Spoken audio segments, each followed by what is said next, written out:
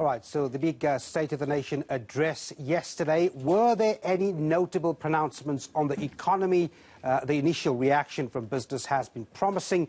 Ahead of the speech, business sought certainty and defined timelines on power security and infrastructure development. So what really came forward to convince business last night? Let's just take a look at some of the notable things that were addressed by President Cyril Ramaphosa with regards to business in the State of the Nation address. Firstly, new legislation or amendments to trading and reselling power among private companies. Big move there. Again, just loosening the grip on Eskom's monopoly. Also noted yesterday was this red tape task team, which is set to track the progress in cutting unnecessary bureaucratic delays for business. It's been headed, by the way, by former SASL chair Sipho Nkosi. Then there's a bounce-back loan scheme that the president mentioned yesterday, which will allow for struggling small businesses to apply for loans. Remember, this follows a previous scheme, a COVID-19 response, which really failed to impress. The president also giving us an update on partnerships between business and Transnet to improve foreign, or rather freight rails and ports. Now, what does this mean for improving the business environment? Well, Isaah Mhlanga is the chief economist at Alexander Forbes. He joins me now. Isaah, thanks very much indeed for talking to us. I mean, I suppose the first thing at the heart of this is convincing business to invest, expand and create jobs for 12 million people who are currently out of work in the country. How far did yesterday's speech go to achieving that? Look, Given, I think in terms of the speech, it said the right things. The centrality of business as far as job creation is concerned was emphasized by the president for the first time to say the job of government is not to create jobs. It is to make the environment for businesses and entrepreneurs to start and operate so that they can employ the masses of people that do not have jobs. That was mentioned in no uncertain terms.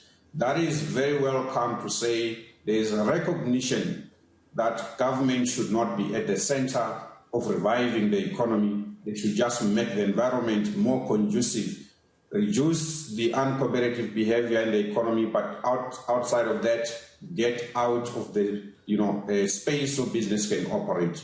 That was emphasized. But also, if you look in terms of some of the announcements as far as energy procurement is concerned, up to bid window 6, more than 12,000 megawatts of energy is planned for procurement over the next year or two.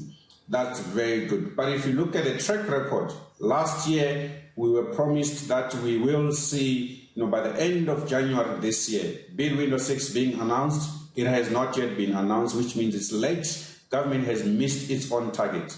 So we might have had a very good speech, but the litmus test is really what government actually does relative to what it had said. If we were to go back into last year's SONA, some 26 action items were announced. Only 3 were achieved in record time. Some 10 of them are still progressing well. 8 are experiencing significant challenges, and 5 have been missed completely in terms of the deadline. So if we use that as a track record, we simply just have to wait and see whether there's going to be action that mirrors the good speech that has put business at the center that we have had yesterday. And that's always been the chronic problem, right? Materializing what's been promised. And that's not to say there isn't work going there, but again, you can't blame the frustrated business fraternity. Now, should we be upbeat about the appointment of this red tape task team set to oversee the cutting of red tape for small and big businesses? I see headed by Sipho Nkosi. He was the previous SASL chair. What will he do differently? Because we've had institutions, bodies being formed to cut red tape. Really, the progress hasn't been that great. Will Sipho Nkosi do anything different?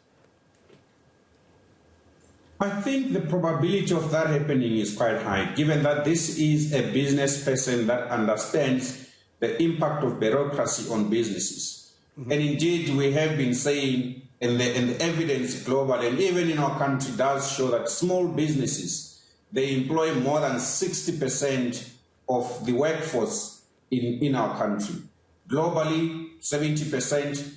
So the appointment of a business person that understands the impact of red tape might change something. We've always said, in most cases, public officials, particularly the ministerial levels, they are provided or they're given the responsibility to run departments such as small businesses, which themselves they have not actually experienced in a real sense to understand the impact of the policies they make.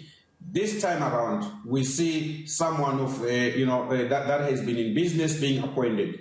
Also, if we look in terms of the Operation Vulindlela, it is in part why we have seen some implementation of policies that have been announced before. So it means it works. And in effect, this is, short-circuiting the inefficiency in the government departments by appointing commissions and structures that operate outside of the departments, which are able to implement. So I think we are seeing something that is likely to yield results. Let me ask you this. The International Monetary Fund task or team was here this week. They've left, but they've left us with a note saying they're not too impressed with the rate of growth in this country.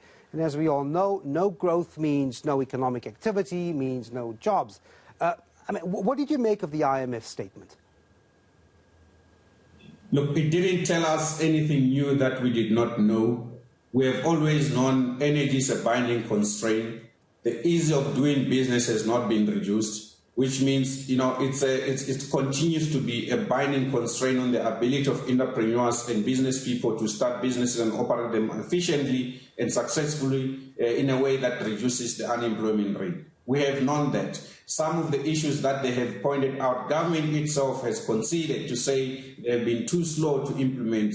As an example, the visa regime, e-visas that are still yet to be implemented fully. Yes, there have been some countries where it has been rolled out to about 4, but still remain to be seen in about 10 of them. So those delays contribute into slowing, business confidence rising, but ultimately slowing fixed investment coming into the country. So they haven't told us anything new. They just affirmed what all of us know, what government has considered to, but what is also coming out of the President's State of the Nation address yesterday to say, these are the things that we need to do. What we need to do is just to see them being done instead of seeing them being spoken about.